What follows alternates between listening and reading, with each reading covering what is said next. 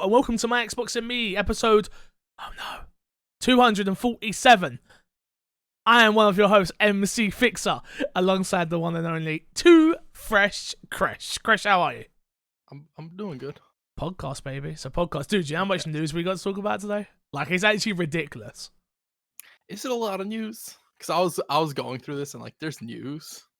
I think there's important news. Even more, I think like maybe you're right. There's maybe not a lot of news, but the level of news that we have is quite chunky. Okay, that's fair. Yeah. Okay. Yeah. Thank you for letting me. Thanks. I'll let you have that one. First things first, I need everyone to see my new Xbox hoodie. If you're not watching the video version, you're missing that. YouTube.com/myxboxandme. Look. Oh, it's in reverse. It's in reverse, Crash. Stupid Discord. Oh, is it not? Okay, well, it is when I... No, it's Xbox for me. Yeah. Sexy, right? Yeah. I hate sexy as it can be on you. Oh, wow, that's mean. If you didn't know, My Xbox and Me is our weekly Xbox podcast here on youtube.com/myxboxandme and podcast services. Wherever you want, really. Pretty much anywhere you like. Pretty much.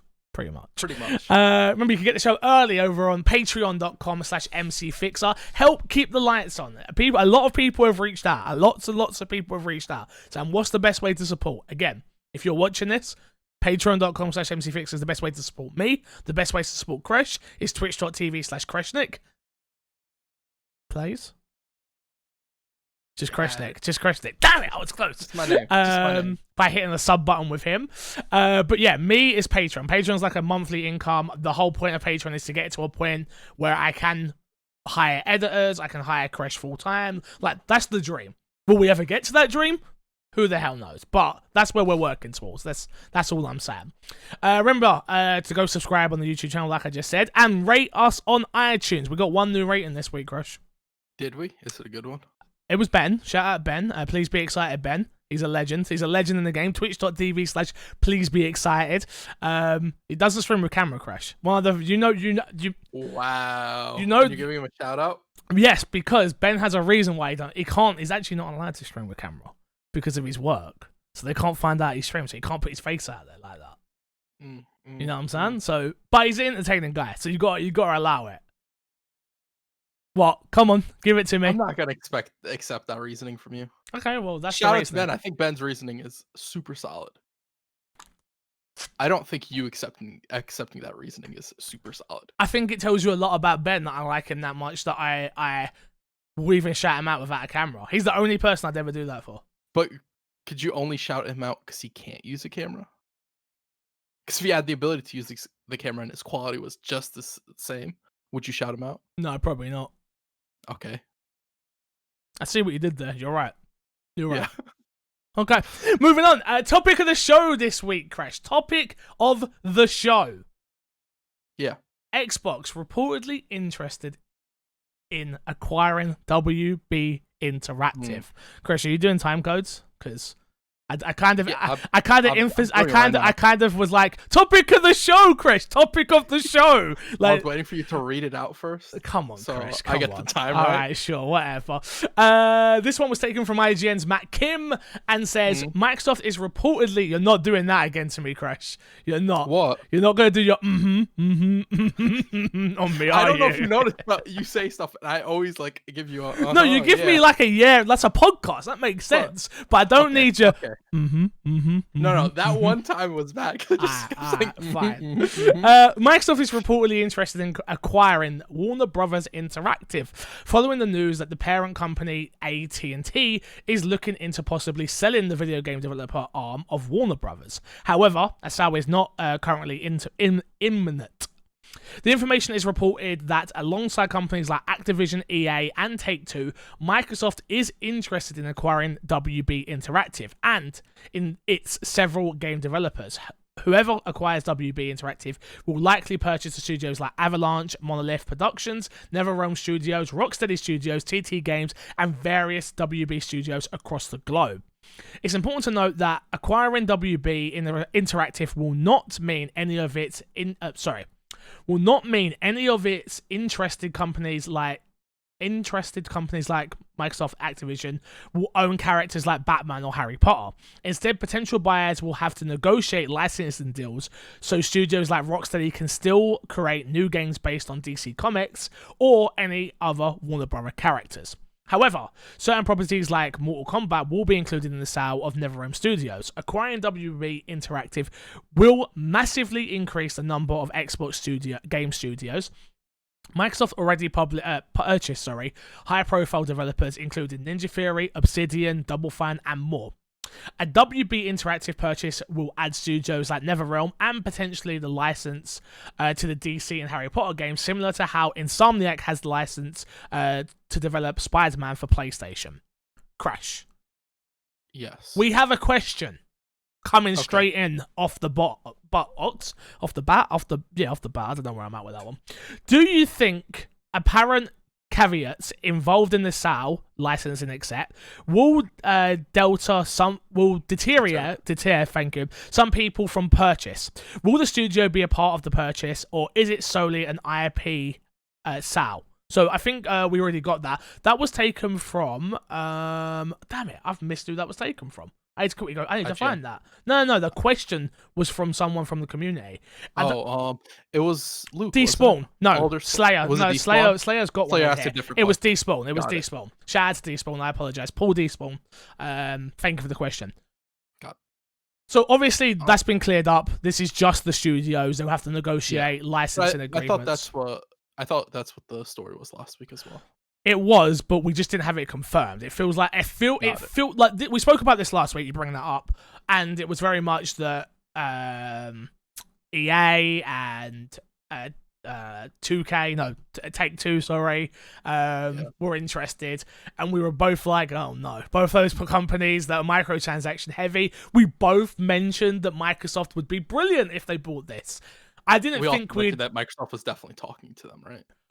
We assumed. Yeah. We assume now we have confirmation is the important part. The leaks coming out from all these people and especially when IGN reports on it, it's. Actually, I shouldn't say that. They've reported on some weird things lately. But yeah, for the sake of this conversation, this is the question I want to put towards you. Yep. Should Microsoft? Crash has got a Red Bull. Everyone, we're in for a good show. Should Microsoft buy WB? It depends on the price. I think what was the price that was going around, like $2 billion? 4. Yeah. No. Why? What IPs do you get with them?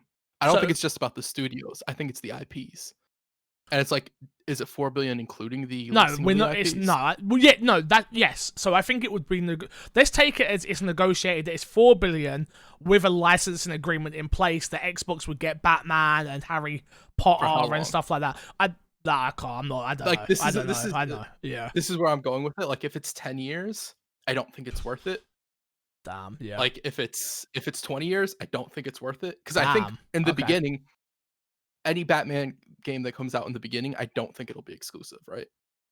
I think those will continue to be multi-platform because Microsoft wants to recoup their cost. And you'd be cutting out a large market if you cut out Sony in that. So you think they did the Minecraft thing with this, where it's like, hey, we own it, you're going to buy it, and then we're going to make the money off it still. And then we see how, obviously, Minecraft was a lot of money as well. So I with this, I think, down the line somewhere, they'd be like, yeah, Batman's an exclusive, a full exclusive, right? Yeah. Once they get back a portion, I don't think they need to get it all back. Yeah. But I think they need to get a decent amount back. I don't really know what IPs come with it. Like Mortal Kombat. Mortal Kombat's a good. So that's the one that comes with. That would be one that would come with it. Would come with NetherRealm. Yeah, that'd be good. But you don't get Harry Potter. You don't get Batman. You would with the leasing, but how long does that last? Not 10, 20 years. I can tell you that already. That's what I'm saying. And for $4 billion, like, that's a lot of money. I'd rather them outright buy studios, other studios. Well, they would outright buy these. They just wouldn't have the licensing. That's what I'm saying. But okay, so I'm on two sides of this, right? Where part A of me is like, obviously they should go to get this. These studios are proven studios that make. When we talk about Xbox, or at least when I talk about Xbox, and we talk about their first party lineup, I think what always comes along with it is they don't have a studio currently. They might have it now, but they didn't have a studio that was producing a 10 out of 10 game, or even on that Close. level. I feel like Correlation got very close with Gears 5, which Yeah. we'll talk about later on, because I put out a tweet about that. Yeah. So got very close for me.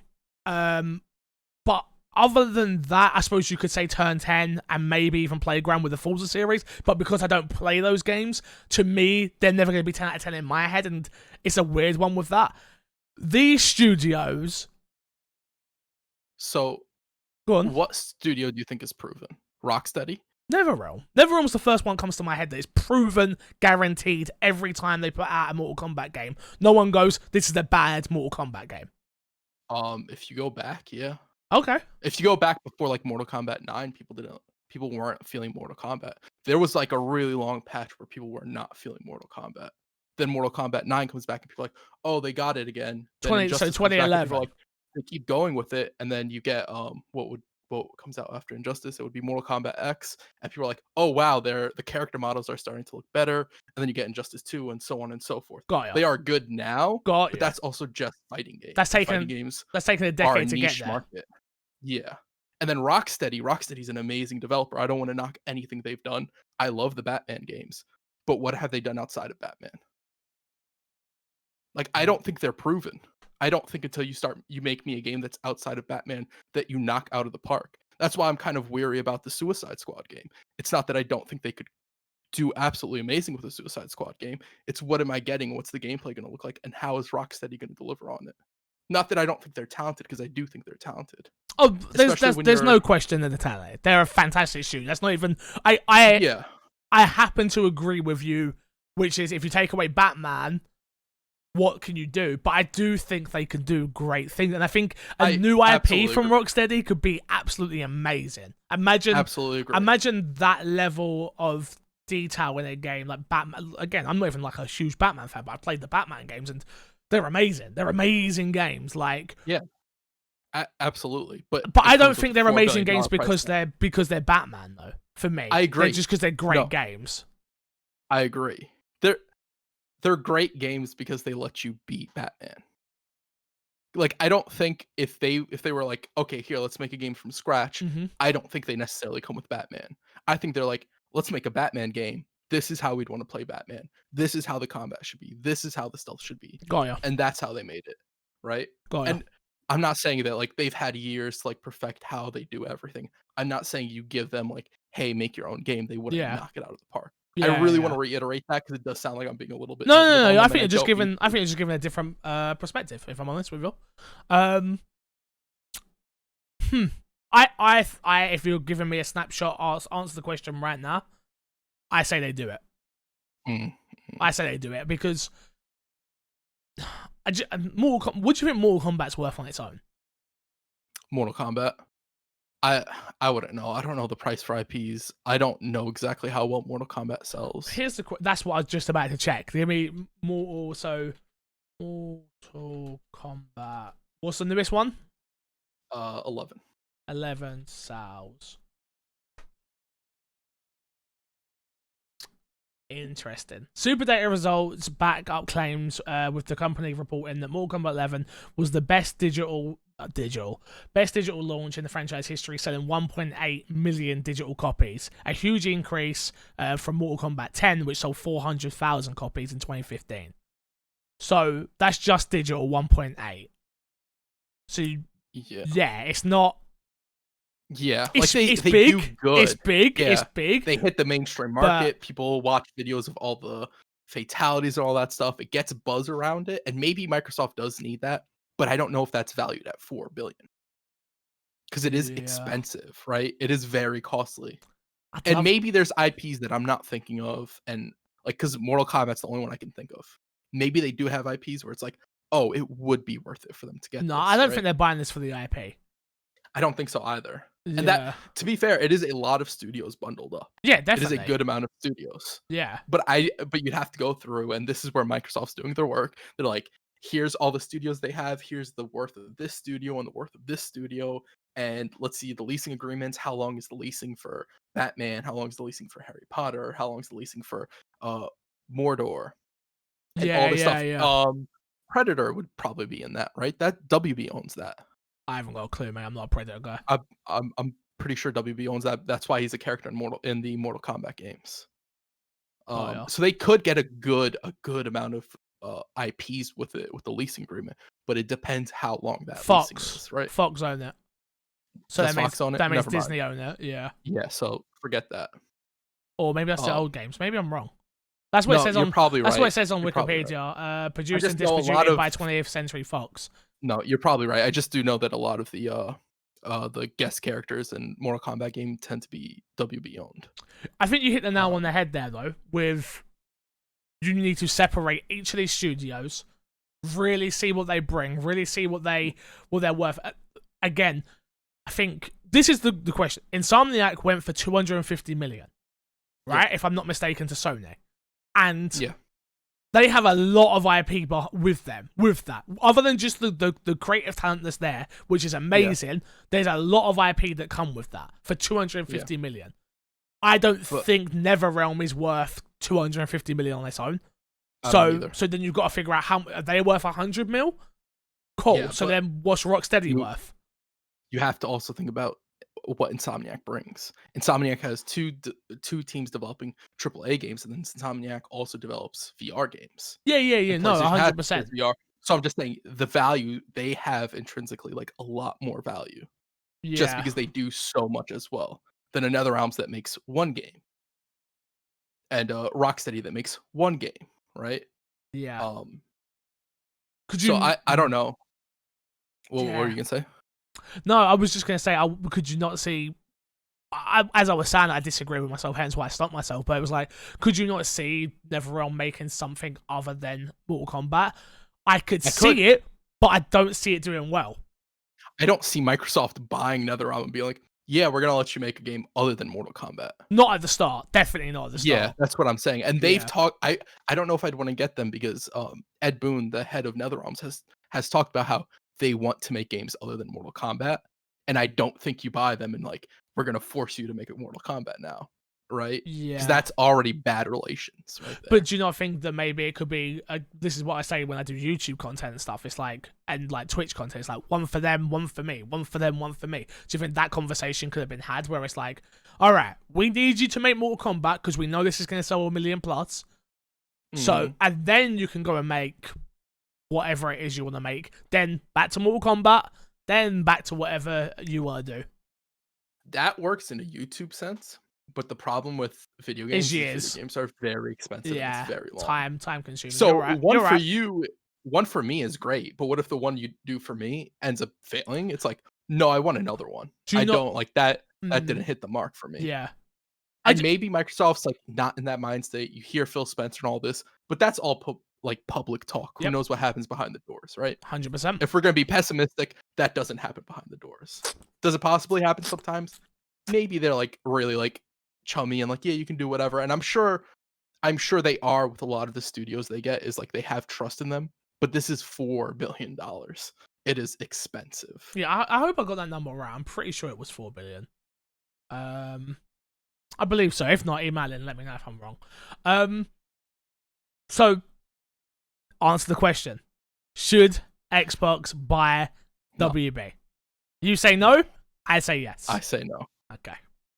Xbox is the only company out there between the three hardware manufacturers who could buy them. I also think that it's do you think a lot of places that were reporting it were saying Microsoft's buying it? Yeah, Microsoft's buying it. Yeah, of course. Microsoft is Xbox, but Microsoft is also a business where I think if Microsoft buys it, because it's coming out with like Microsoft's going out to buy it, I do think for sure. No, that's the first few we get.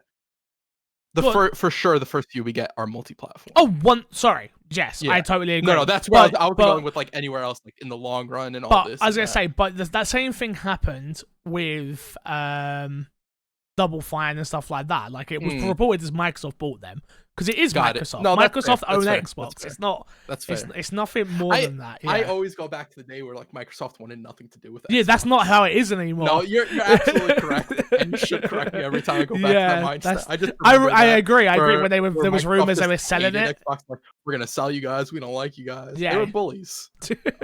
Yeah, it's not like that no more. And at the top, from what we know. From what we know. Yeah. All right. We come down. I'm a yes or a no. Okay. Yeah. Fair enough. All right, let's jump into Fixer's Sack Crash. Okay. You can head over to my Xbox and Me podcast at gmail.com. Get your emails read on the show live. I did. Okay. Yeah. That's where I got little Smitties from. That's where I got little Smitties from. That's fair. Did you do the time code?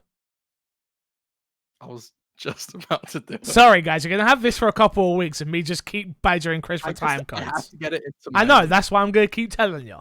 Remember, you can email in my Xbox and Me podcast at gmail.com, or you can be part of my Discord and post a question in the questions for Discord. Questions for podcast part. First question we got this week is, what are your predictions for the Ubisoft event that is taking place this weekend? I'm sure the usual suspects like Just Dance, Assassin's Creed, and Watch Dogs will be there, but what surprises do you think may come up during the event? What do you want to see from Zyger1337? Quick, before we do get into this, shout out to Zyger. Killing it over on myxboxandme.com. Killing the game right now. Killing it. So shout out to him. If you're not checking out his articles and you like written work, what are you doing? You're doing it wrong.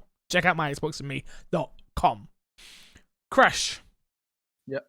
Number one, are you going to be doing a watch along for this Ubisoft event? Yes. Where can people find that? Twitch.tv/Crash. I hate the voice you use for your promo. I hate it. I know. I will also be doing a watch along. I think it starts at 8 or 9 o'clock GMT, BST at the moment. Sorry. So we'll figure it out. I don't know how we're going to do it, but we'll figure it out. I'll be doing a watch along. Maybe me and Crash even do a little pre-show beforehand where we can just talk and stuff. We'll see. Yeah. Predictions, Crash. Yes. What do you think? Where are you at with this? Where's your hype level at with this for the first one? Ubisoft's events have progressively gotten better. True. Over the years, there was a while where like they just kept giving us duds. I feel like. Yep. And they just found it. They kept running with their momentum year after year. Mm-hmm. I am optimistic. Me saying I'm optimistic does not mean I'm hyped for it. Yeah. I've learned to control my hype for everything that happens in this off E3 year, where we have no E3. I've learned to like just sort of like minimalize it. Yeah. I'm optimistic, but I'm not excited. Okay, here's the questions I've got for you, yeah? So, okay. We're going to see, this is shit, these ones out of the way because it's easy, right? We're going to see Watch Dogs Legion. We're going to see Assassin's Creed Valhalla. We're going to see, what's the other one? There's one more game that I think we're guaranteed to see. It was in my head. Where is it? Is it Gods and Monsters? Gods and Monsters. Those are the three they're guaranteed we're going to see. Yes. Of your predictions, let's just do 3 each, right? Which is like, okay. Well, we don't even. We'll do predictions because that's what the question was. All right, for me, I'll go first. We will see the first lot of gameplay from Rainbow Six Quarantine, the PvE new game mode thing that they are working on. I think we see gameplay. I think we see like one scenario played out where it's all the weird Ubisoft, the weird Ubisoft thing where they're like, it won't be somebody commentating. It's not live on stage. No, it's not like. No, I don't think so. Because it's not live on stage. So? No, I think it's just going to be Bravo 6, blah blah blah blah. But that's what they do every time they do it. So is that what you're referring to? When they do it on stage, yeah, that's what I'm talking about. They're gonna have like the gameplay and they're gonna be talking to each other, Bravo, Alpha, whatever. Okay. Yeah, no. They're absolutely going to do that. That's like their staple. I'm not a fan of it, but they do it. I hate it. Or have they reached out to a bunch of creators and they've got them doing it? Oh, they're doing it from home. Yeah. So that would be good. That's too good to be true. I don't think so. Okay. I wish that was the case, but that would be really good. I don't wish though. Watching Nintendo's what was it? The MOBA game they just announced. Like, watching them do that, I was just like, oh, this is super. Yeah, but that's not creators. Were they not created? I thought they were. I just assumed they were Nintendo. No, they creators. were people who worked on the game. Oh. Yeah, they were super. It was super fake. They're Nintendo people. Yeah, no. here's the thing: if they have creators and they let the creators be creators, I think you get a decent something video. that's at least enjoyable Yeah. to watch, right? Yeah. And you just cut it up, you get some highlights, whatever. Mm-hmm. But if they're like, here's your script, here's what you have to, it's not going to be good. No matter what they do, no matter who they put in front of that script, it's not going to be good. Fair enough. All right, that's my number one. New Splinter Cell. You think it's gonna happen? You think this is the year? I think it's the year. This is honestly, like, this prediction is more hopeful than it is like we're getting it. Yeah. It's just like, I just want a Splinter Cell, man. I want a Splinter Cell. I want it to have co-op. I want the co-op to be good. Why are you shaking your head? Conviction was the last one that had good co-op. Did you play any of the co-op in the other ones? I don't think so. Yeah, I've heard the co-op and the other ones are good, but Conviction's the Conviction, me and Haley played through Conviction. Stealth. Conviction was good. So good. So the co-op was good. So good. So good. Very fun. Absolutely. I think we're gonna see more gameplay and a release date. Actually, this is my prediction. We'll get a release date for that roller derby game, the roller championships. Yes. I played it. Yeah. I played it at XO 2019. It was funish. It was just seemed kind of weird. But I think we get a release date for that. Okay. So that's 2. We get a brand new IP. We'll get gameplay. We'll get a really good looking CGI trailer, and nothing we see will be vindictive of the product we get. Just typical Ubisoft stuff, I hear that. Last one from me. Yep. We won't see Beyond Good and Evil 2. Ooh, okay. I feel that they showed that game so early that they just weren't ready to, but people kept talking about it. They was like, all right, we have to just get this out of the way. Just get this out of the way. Yeah. But I still don't think that game's ready. So it's very ambitious, so I agree with you. My next prediction is last talking about not seeing stuff. Skull and Bones, here it comes. No mention of Skull and Bones. They don't talk about it. They're gonna show a highlight of all the games that are coming out and stuff being worked on. Not gonna see Skull and Bones anywhere. It's just gonna disappear. Fair enough. Do we see anything from the Ubisoft indie showcase thing? I don't remember what they called it. Damn it, what's it called? I forget what it's called, but I do think we see that. So do you think we see a Child of Light 2 or? I would love a Child of Light 2. But yeah. I think we see something, whether it's the next thing they're working on, whatever it is. I do think we see something in some form of that. Rayman? We see Rayman again? It's been a while, so I think there's a good possibility we see Rayman. I feel like Rayman, Just Dance, Child of Light 2, something like that. Do we see a new Far Cry? We've had no mentions really of Far Cry for a little while. I think we see Far Cry. Hasn't leaked yet. There was a rumor that it was leaking, or there was something that came out the other day, but I didn't want to look. Yeah. But weren't they going to do an event or something for it, a reveal? I think I saw something like that. I could be. So many games have been coming out saying they're going to do that. I could be mistaken with a different game. There's just so much going on. You just don't know what's going on. But yeah, I don't know. That's where I'm at with it. So where are your expectation levels for it? A solid 4. Oh wow! Not that I think it'll be a 4. No. Your levels. Your levels. 4. Yeah, I got you. For my levels, 4. I'm not the quality of the show is going to be a 4. Yeah. You're just like out of 10. You're at a 4. Like you're not hyped. So you're just going to watch it and hopefully it gets you to a 6. Yes. Yeah, I'd say I'm at like a solid 6, where I'm like, I don't think we're going to see anything new. Is the thing that worries me. Like I think, like not, and when I say that, I mean like new games, new IP, new. You don't think a new IP things. at all? I think we'll see gameplay and we'll get release dates, but I don't think. No, I don't think so. I think Ubisoft have actually got quite a good slate of games, and when I say new IP, I don't mean like the next Far Cry. I mean like a new, you mean like a brand new, fresh game, like a new, what Watch Dogs was, and exactly. So on. I just feel like Watch Dogs Legion, they've got a lot to show. Assassin's Creed, they've got a lot to show. The next Just Dance, they've got a lot to show.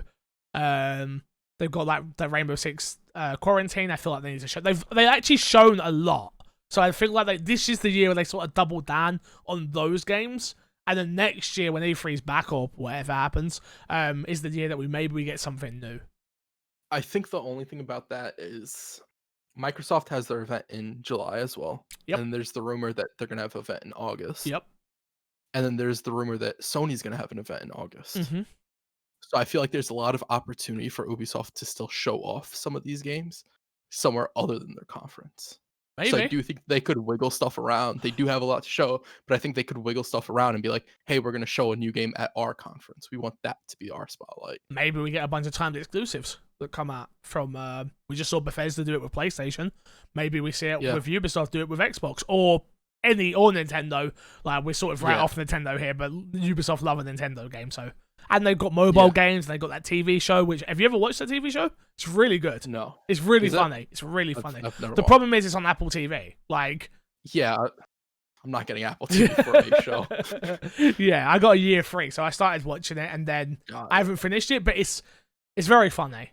It's very funny. Okay. I'd love a season 2, and then there'd be a reason to go back into Apple TV. So, But that's just my 2 bob. Moving on. At what stage in the up-and-coming console generation do you think they should stop supporting the Xbox One and the PS4? Do you think they will... Do you think it will ever happen from Elder Slayer? I mean, are you asking me what I want or what I think's going to happen? I think the question is, do you think, right? So what I think's going to happen is 2 years. We're going to see... I'm not talking about the PS4 because I don't know what they're doing, but Xbox. For the next 2 years, you're going to see them double down on the Series X and the Series S. We'll call it for the Series X and the Series S for now, and the Xbox One X. All the other consoles will be not spoken about anymore and will slowly just die off at some point. Yeah. And then eventually, in about 2 years' time, we'll hear about how they're no longer supporting those consoles and games can't run on those consoles. Just the hardware is too good and it's too beautiful now, and we can't be held back by older technology, so we now have to stop supporting those those consoles.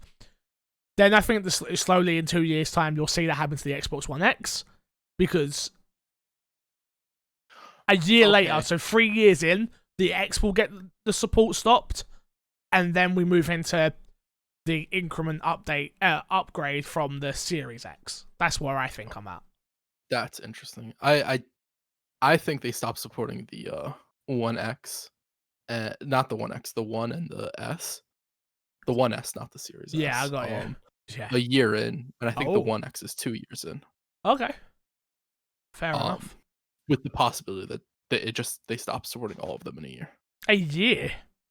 No way. The conversation has been too much of play your games wherever you want, and we support all our platforms and stuff like that. Like, no way a year. I agree, but the conversation around the reasoning I'm like thinking like this is also the conversation around smart delivery, where they like hype it up to be this big thing, and then smart delivery is just like, oh, it's not really like it might make the process a little bit easier, but it's not that special, right? Yeah. And so that just has me like on how much of their marketing is just sort of like to sell me on their idea, as opposed to how much of it are they actually going to deliver on me.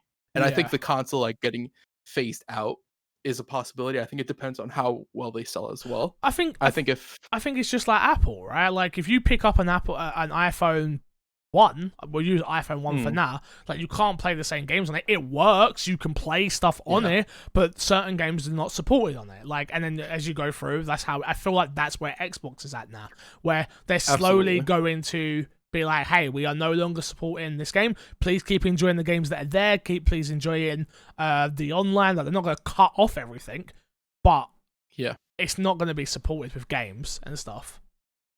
Yeah, no, that's fair. I don't know.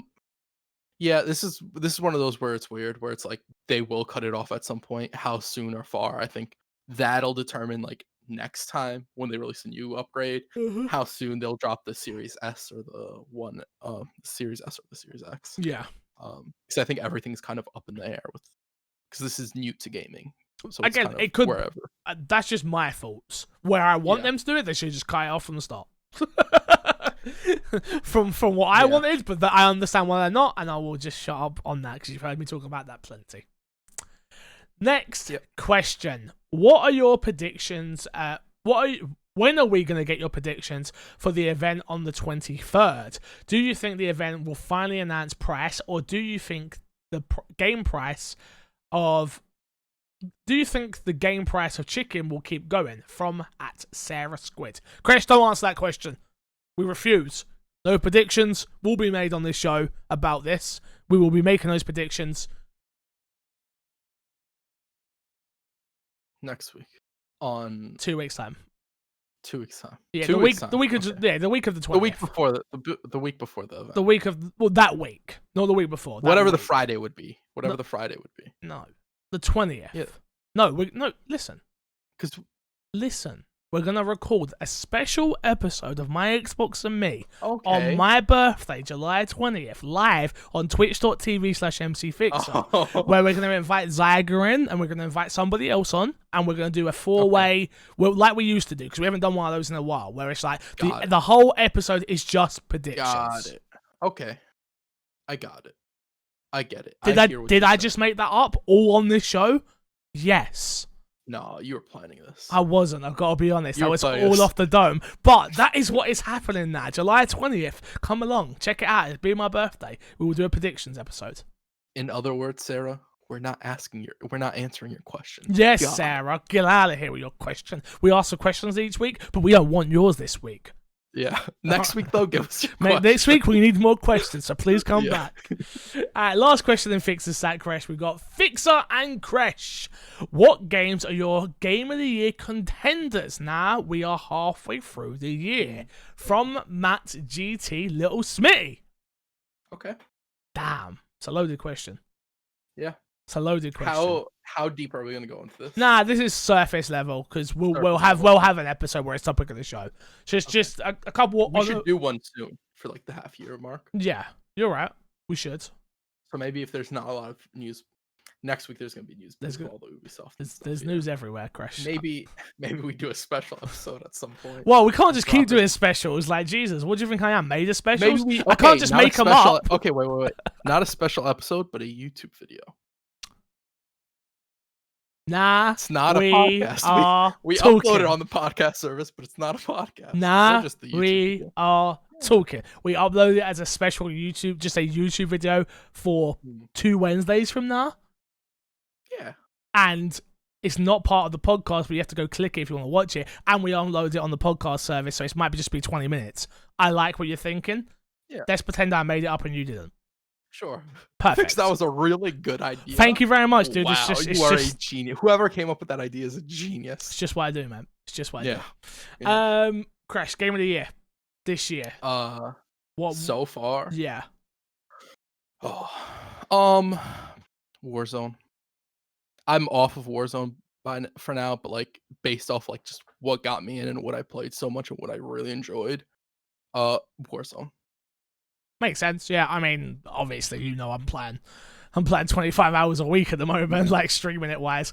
I'm loving Warzone. I don't know if it would be my game of the year though. Like I've played better games in it because it is still a battle royale that is Call of Duty, and we just had that with Blackout. It's a better version of that in every way, shape, or form. Like a game that stays with me quite a lot that I didn't suspect it would. It keeps calling me back is Gears Tactics. Like I really still. Yeah, like I played it for review, as you all know, reviewed it, got it done, and I haven't been back since. But every now and then I'm like, I could easily jump back in and play that and just level up my characters and make a whole new army and stuff like that. Minecraft Dungeons is probably not Game of the Year. Gears Tactics is definitely above that. I also need to go back through Resident Evil 3 again, just because I loved it because I enjoyed it. I thought it was a good game, but the things that were missing from it was the problems and how short it was. And then I'm at this point where I'm like, do I like Resident Evil or not? So I need to play it again to find out if I actually like it. Get rid of my bias. Get rid of my Resident Evil fandom and like, do I like this as a video game? So got it. Like, I know it's not Game of the Year. I think Gears Tactics is better than it personally this year. But we'll have to wait and see. Or in the Will of the Wisps. I was gonna say, like, there are games that I think once I put more time into them, because I want to go back to Ori, right? Yeah. But I had a bunch of bugs when I was playing it, so I didn't get to finish it. I do want to go back and finish that. Yeah. I think Nightcall, I want to put more time into Nightcall. I could see Nightcall. Nightcall easily being a top 5 game for me definitely. this year. Totally agree. Totally agree. I mean, as much as people hate 2K, I'm playing so much NBA 2K as well right now, where like I've finally got through a season. Like I'm in the playoffs at the moment with the Lakers, and I'm like, there's got to be something here that I like. Like, for me to have played this much of it, and yeah, it is kind of just junk food, and I get to jump on, play, I feel amazing, I'm scoring 20 points, I just box that Zion Williams, like, suck it, I'm Rookie of the Year type thing. I'm not, Chris, I'm number 9 in the Rookie of the Year category. Very upset. Very upset. Who's number 1? Zion Williams. Okay. He destroyed me, Chris. I don't talk about it on here much, like, because I don't think people care. Bro, my man was muscling my guy all over the court. Like, literally. Man dunked over me, made me fall over. My teammates picked me up. It was like, bro. Where are you in the playoffs? No, we just qualified for the playoffs. We've only lost 15 games this season. 15. Ooh. Were they all to... They weren't all to the Pelicans, no. No. But yeah, I'm just saying. No, the Nuggets took us down the other day. Oh, okay. Lost the Nuggets? No, I didn't lose. They took us down to the last second shot. Oh, and you guys won. Don't worry, I buried it. It's all good. Oh, LeBron dished me the ball. I was like, don't worry, bro, I got this. Whew. I'll be honest. You only lost 15 times, but how much of that is you and how much of that is LeBron? I'll be honest. We lost 15 times because I simmed some matches to get through it. Got it. But yeah, so I'm having a lot of fun with that game as well. That's it though. Like, there's other games I've played this year that are just like Bleeding Edge, Zombie Army, 2 Point Hospital, which is definitely up there for me. You were big. Yeah, I was playing that at midnight, like constantly for a few nights. What else? Streets of Rage 4. That came out this year as well. Man-Eater, Golf with Friends. Golf with Friends. I guess it came out on. It came out on Xbox this year. That's where that's the qualifications for that. So, but yeah, I think if you were gun to my head right now, I'd probably go Warzone. But I think if I really had to really think about it, I think Tactics would probably be above it. Interesting. I don't think Tactics will make my list at all. You really didn't like it that much? No. Interesting. And it's weird because it's one of those where I don't think it's necessarily a bad game, but I don't think it does anything better than what's in its field. I think the problem is you're comparing it to other things in its field. I am playing it from a solo. I've never played those games before, so this is a game in its own world to me. Yeah, but even its story, I didn't care for its story. Yeah, like at all. And to be fair, I still have the last act to do. I'm in the bonus missions that they force you to do, and it's like I don't want to do these. Finish the game. And I agree with you on that. And I'm just like, okay, I don't want to do these. I'll get to it before the year ends, but I'm in no rush because the story isn't good enough for me to be in a rush. Fair enough, Crash. This go on. You got more? No, I was gonna say, know what's in our box this week. That's a good point. Joe, what the problem is, I moved your segment to after the news, and I must have just forgot that. What's in the box? Yeah, you're right. I mean, Chris, what's in your box? What have you been playing this week? I played a game. I played it on PC. It's coming to Xbox called Mortal Shell. Okay. It's a Souls-like game. It is. I forget the studio that's making it, but let me tell you, Fix. It's open beta. I don't know if it's still going on. But let me tell you, Fix. I really, really like this game. Oh yeah. Okay. I really, really, really like this game. So tell me why. Why you like it? So, in the game, you acquire what's known as a shell, and a shell is basically like your armor. And there's different types. There's 2 I've unlocked. They show 4. I don't know if 4 is like the max they have, or they have more than that, right? Yep. But they let you unlock 2 throughout the beta, the demo. It's more of a demo than it is a beta. There's one that I unlocked that's a knight, and there's one that I unlocked that's more like a thief character, right? A rogue.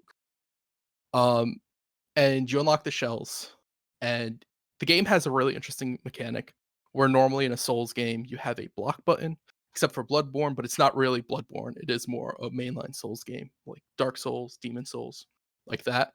Instead of having a block button, you have a harden button.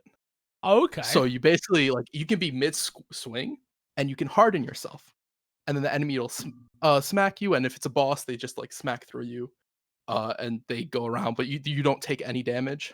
But if it's an enemy, they smack you and they get sort of stuttered for a second. What's this called and again? I want to look at pictures. Mortal Shell. And it really, the harden aspect and the shell aspect, because if you die, you get knocked out of your shell and then you can go back in.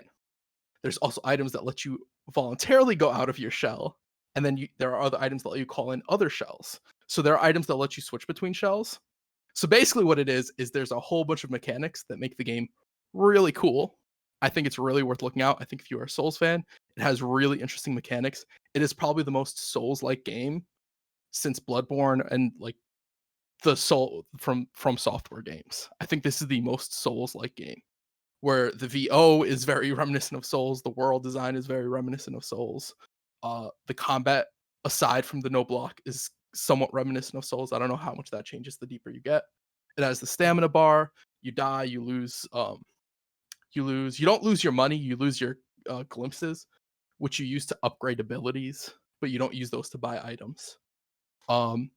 It's really cool. I really, really, really like it. And I think the game, with just the hardening ability and the ability to get out of your shell and whenever you go back into a shell, you fully heal.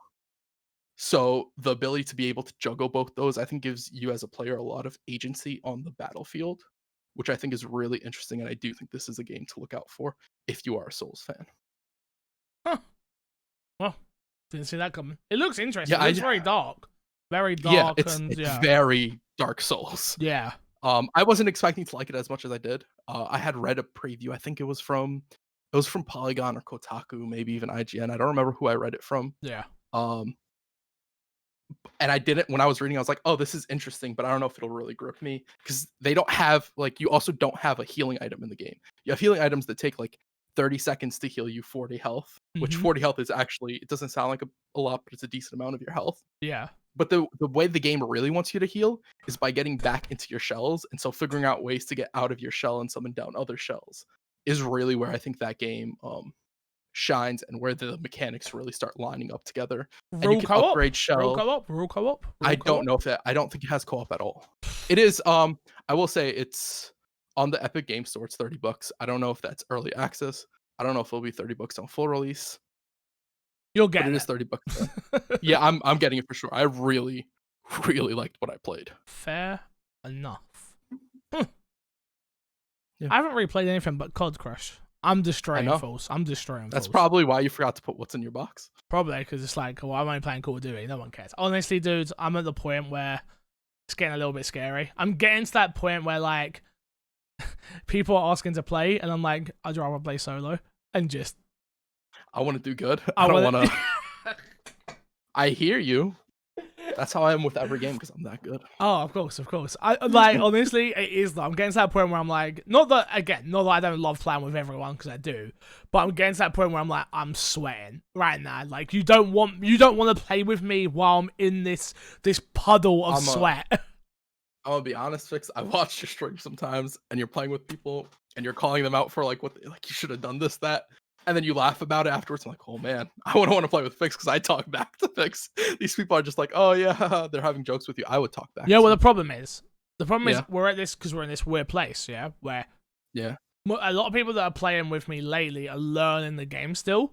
So it's also, as much as you may be taking it as I'm like, I don't know if you think it's having a go, which it isn't. It's not like that, but it's like, it's like, get on me. Like, come on, let's go. We're running. Where are you? No. Blah, blah, blah, blah. I get that. But it's more... I understand it. But when I'm in the moment, I don't like it when people are like that with me. And that's a very much me thing. Yeah. I don't like it when people are barking orders at me. Yeah.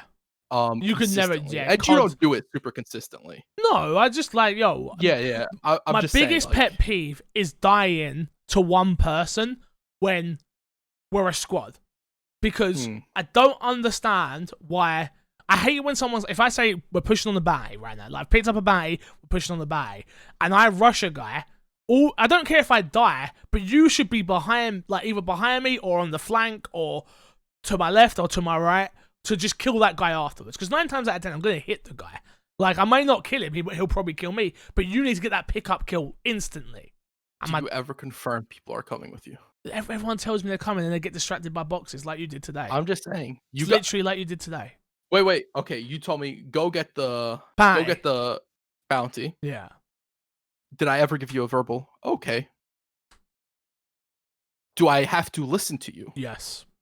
No, I don't. I'm Commander Fixer. I saw a box and I was like, hey, I'll Crash. go get the bounty at my own leisure when I get the box to armor myself up because I had no armor.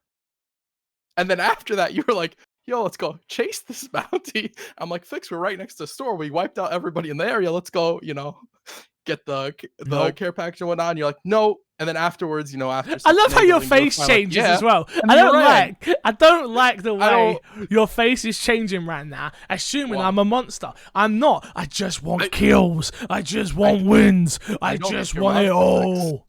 I don't think you're a monster, Fix. I just think that, this is your intervention. This is where you need to be talked to. No, on a serious note, if anyone ever does come in and go, you're being a bit too much, please tell me. Because it is just we're playing games. Yeah, I didn't mean it to drag you or anything, but but a little bit. I didn't mean to drag you or anything, but because people, it doesn't seem like people are bothered by it, right? That's a very me thing, and that's also a very me and you relationship thing. Yeah, you don't like when I'm better than you. Fix. I can count the games that you're better at me in, and they're all sports games. Brother. They all involve a ball of some COD? Sort. Okay, so if I put in as much time as you in COD, go do it. You think you'd be better than me? Yeah, I do. Okay, when you ran into that guy the other day, what did you do? What one? The one when he was in the room and he was off in the corner and you knew where he was. Oh, and you slowly walked in. The one I messed up on. Yeah, I messed up. I know what to do now, though. It's fine. My friend told me.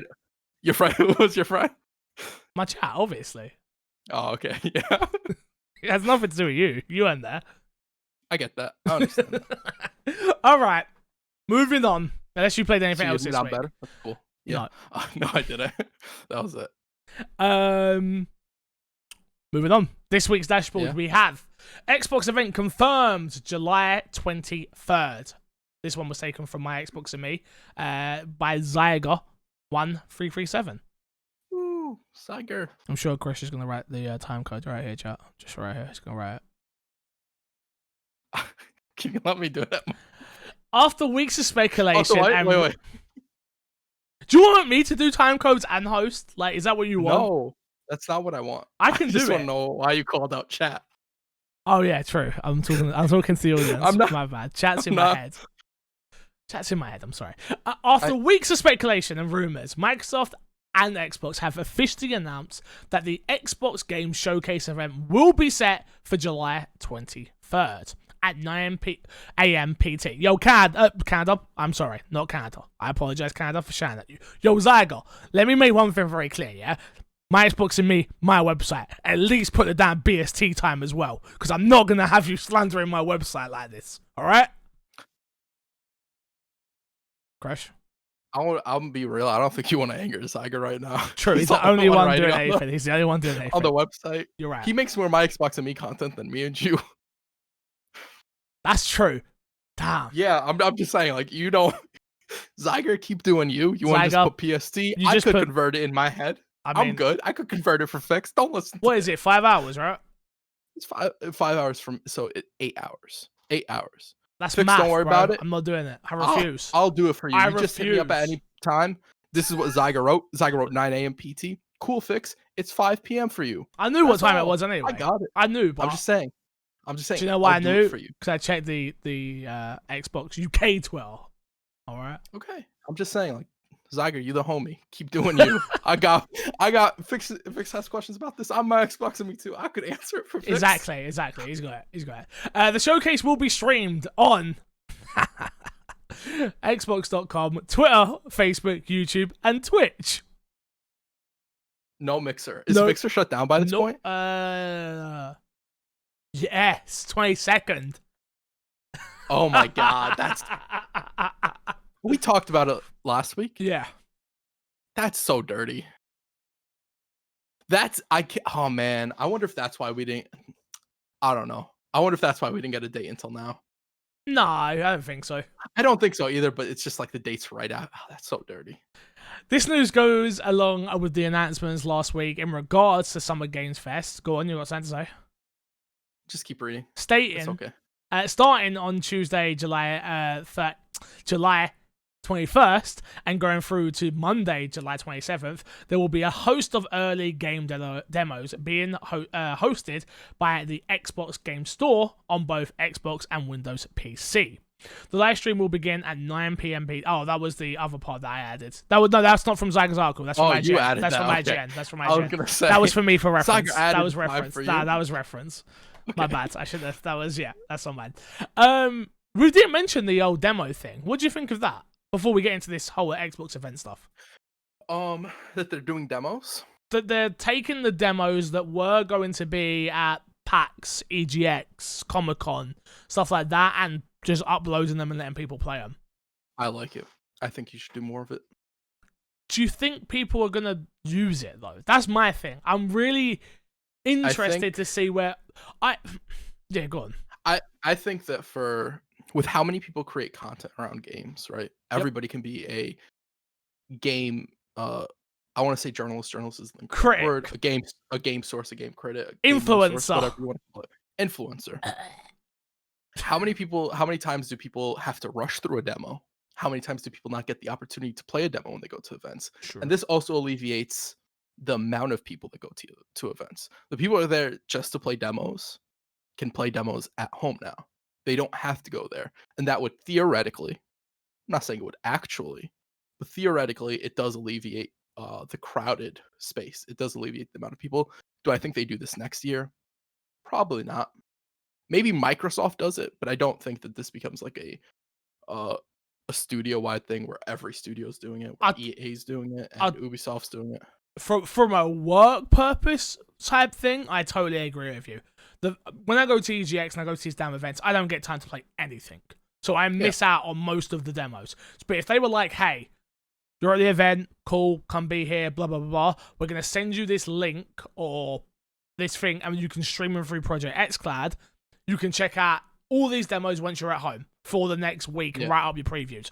Oh my God, could you imagine how much my life would be so much better? You'd also get more accurate description of games. True. Right? There wouldn't be as much sloppy information going around. 100%. But yeah, I'm excited for this.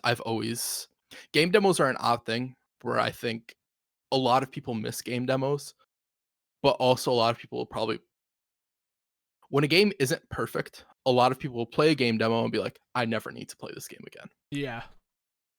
There is an art to doing game demos with putting you in the right spot in the game, letting you play the right portion of the game, and letting you experience what the game really is without spoiling too much and without showing you too much and without ruining the game for somebody, right?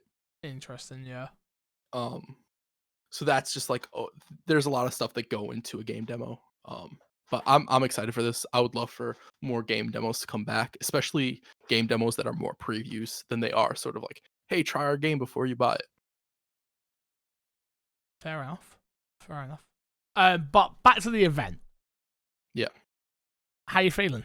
Where is your hype at with this one? This is such a make or break moment for Xbox.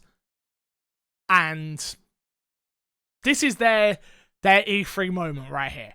How are you feeling about it? Are they going to mess it up? Oh. Loaded question, I know. I'm sorry. It's weird. It is a loaded question, but I see everybody, I see industry insiders saying be hyped for the Xbox event, yada da da. And I'm just that just makes me more worried about it than it does hyped for it. Interesting. Because we saw what happened when the last Xbox event got hyped. Yep. And it fell flat. And I really deep down, I don't think it'll be, but I am very wary of this event, especially because they have another one in August. And it's is the August event only going to be for the Lockhart? Or is it going... Rumored event. Yeah. It's the rumored event. Crash has no confirmation on that, so... You don't know. I can have a source. Is the rumored event in August supposed to only be if they do it, is it only the Lockhart? You're such a baby. No, you're 100% right. I'm with you where I'm like, okay, expectations are.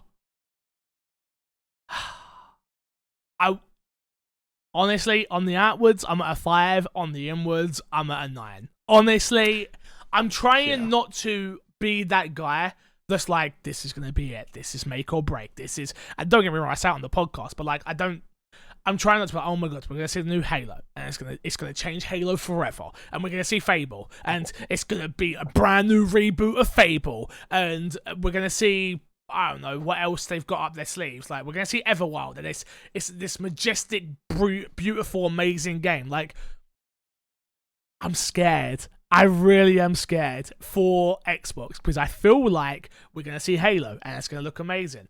We're going to see Fable, and it's going to look amazing. We're going to see Forza, and it's going to look amazing.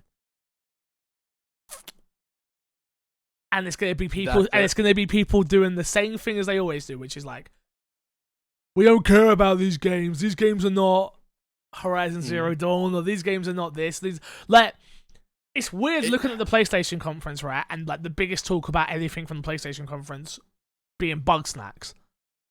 Like, realistically, that's what it is. Like, as much as we saw the console, blah, blah, but the thing that is lingered on the longest... people still talk about now is bug snacks. Is bug snacks. Like, I don't think that's good for PlayStation, number one.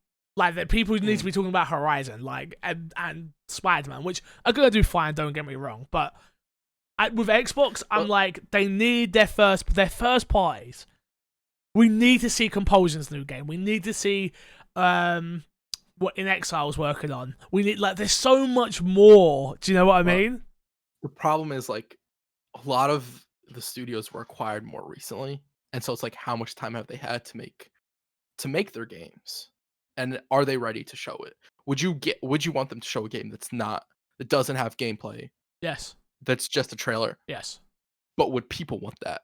Would Microsoft still get? You didn't say people. You said me. I understand that. You're correct. You would want it. I would want it. I would love that. But most people don't like that. Most people would love it if Sony did that. Most people won't like it if Microsoft does it because Microsoft is the quote unquote losing console. Yeah. And I think it'll take a long time for Microsoft to sort of get over that recover. Yeah. And I don't think they even have to be number one to recover from that. I think there was just such a long period of time where Microsoft wasn't delivering on first party titles, on exclusive titles. And when they did, it was a little too late, right? Yeah. When they gave us Sunset Overdrive, it was like, this is great, but nobody's buying it because nobody goes to Xbox and they're like, first party. Everybody goes to Xbox and they're like, Battlefield, Call of Duty. Yeah. Right? So this is one of the things where it's like, Microsoft needs to take their time with this. Microsoft needs to do it right. I would love for Microsoft to show off trailers. I don't think if it's necessarily in the best interest of Microsoft to show just trailers. I agree. Because I don't think the game industry, I don't think game fandom will be for it. Yeah. I think they will get crucified for it. I don't think they will be celebrated for it. I think they could show the craziest and coolest concept and talk about the gameplay and be like, this is what we're aiming for with the gameplay. I don't think they can do that and sell people on their games. No. Do you think we see a price at this event? Or are we playing, like Sarah said in her question, or are we playing the wait game through PlayStation and Xbox? We're like, hey, we ain't going. There's no way we're telling you the price of this thing till we know their price. So, Sarah, we are answering a question. No, we're not. We're not. I think it depends if we see the lock art. I don't think they announce the price until we see the lock art. Yeah. Because it would be weird to announce the Series X. Here's the price of the Series X, and then later to be like, here's the lock art. Here's the price of the lock art. Right? Yeah. Sell it as like, oh, the lock art's just so interesting because it whole different ball game. Sell the console. Whole different ball game. Yep. Because like it also, you have to remember that the One X is still in the market, and you have to lower the price of the One X below whatever the Series S is, because the Series S is supposed to be more powerful. So it muddies up that whole ball game of like, how are they going to market it? So I don't know. There's a lot of room for them to like play around with it, and there's a lot of room for them to do stuff. I think whenever we see the lock art is whenever we see the price. But I do think that a good sign for Microsoft actually is the rumor of Sony doing another event in August. Why? Because I think that's a worried Sony, or not a worried Sony, but a weary Sony.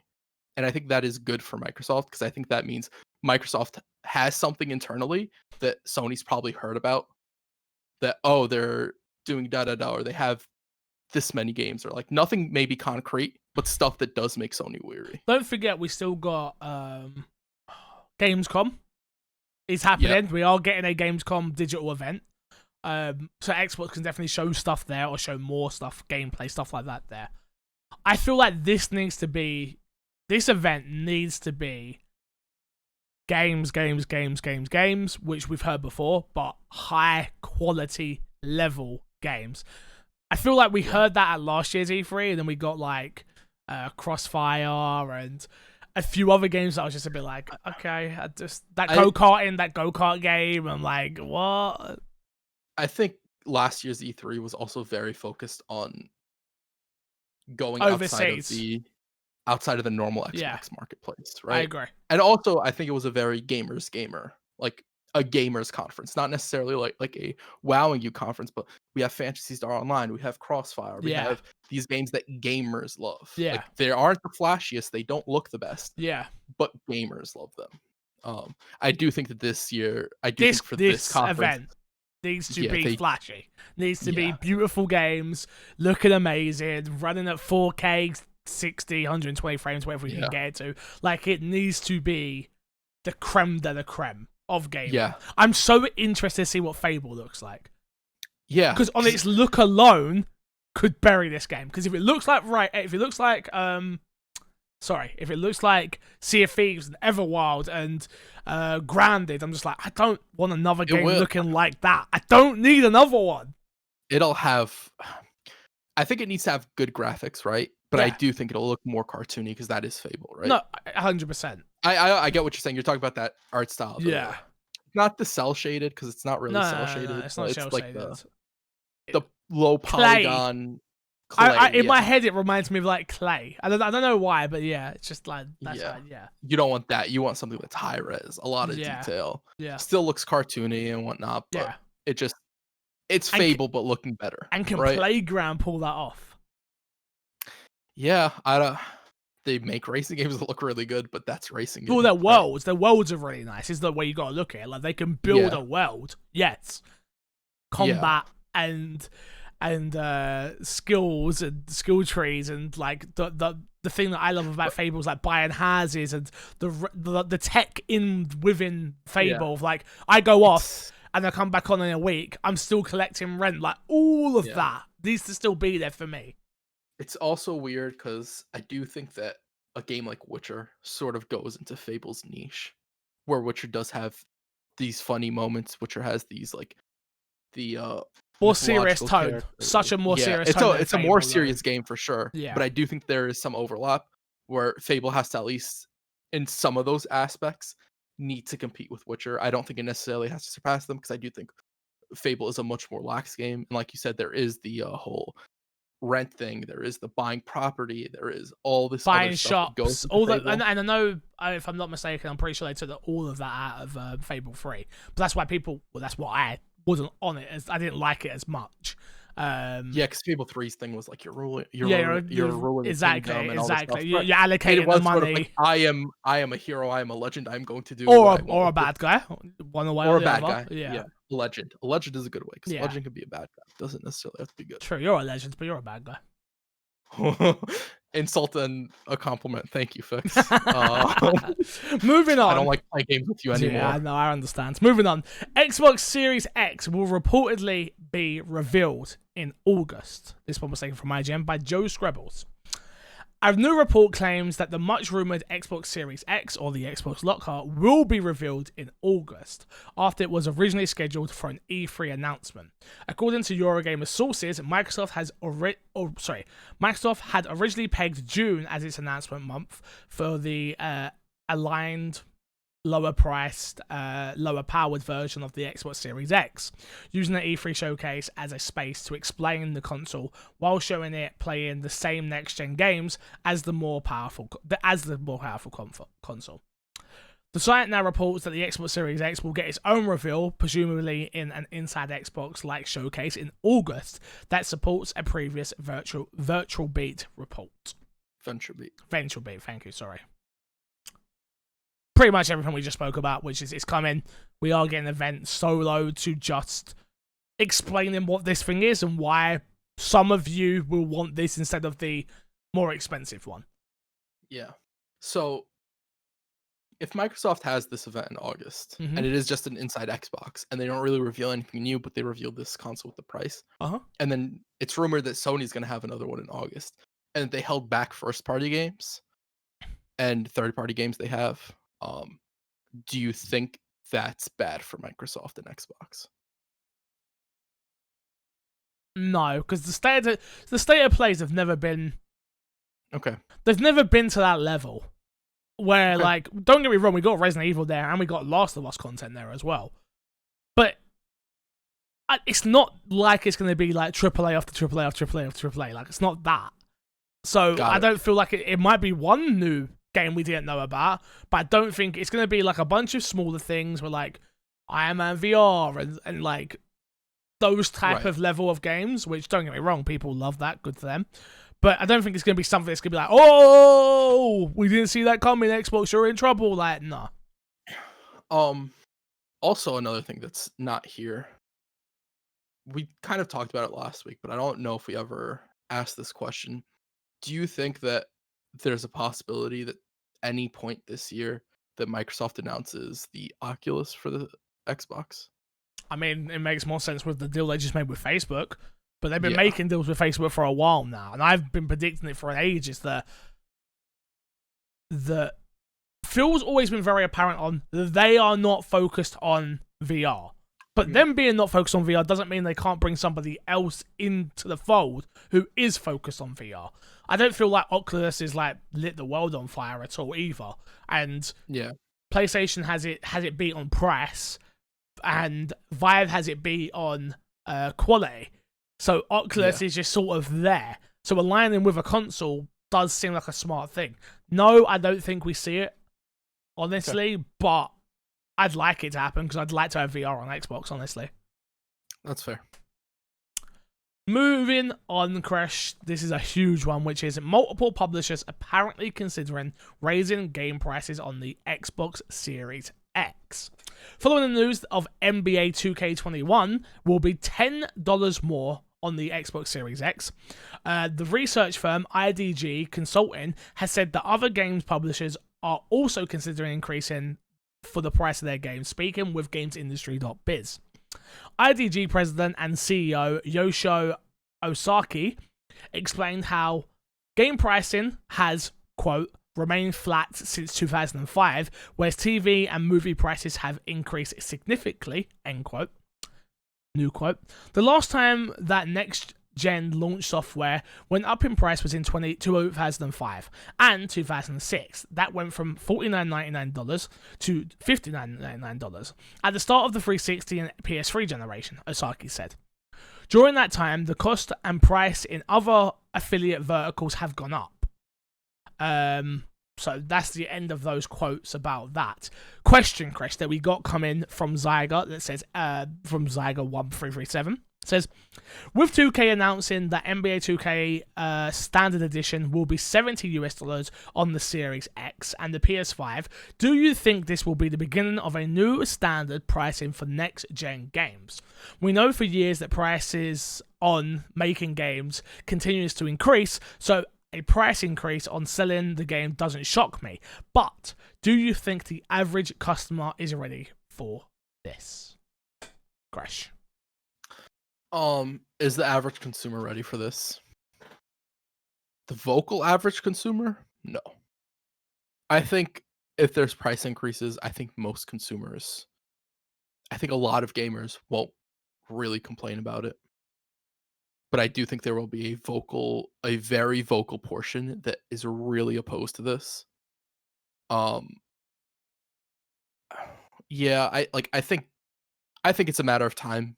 Like, it's gonna increase at some point. I think realistically, the best thing that could happen in gaming is that I think there are a lot of games that are priced at $60 that shouldn't be $60.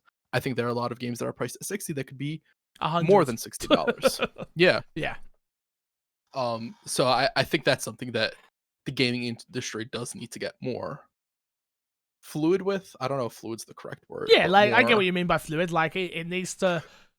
You don't need to be stuck at 50, 60, 70, like 70, which is where we're going to be up to. It needs to be like, hey, this is a 5-hour experience. That was my biggest problem with Resident Evil 3 Remake, which is like, you slapped on this stupid multiplayer mode to make it $60. If that game comes out at $40, it could have been my game of the year. But because you didn't price it appropriately, it then plays with my mind of the way I look at it.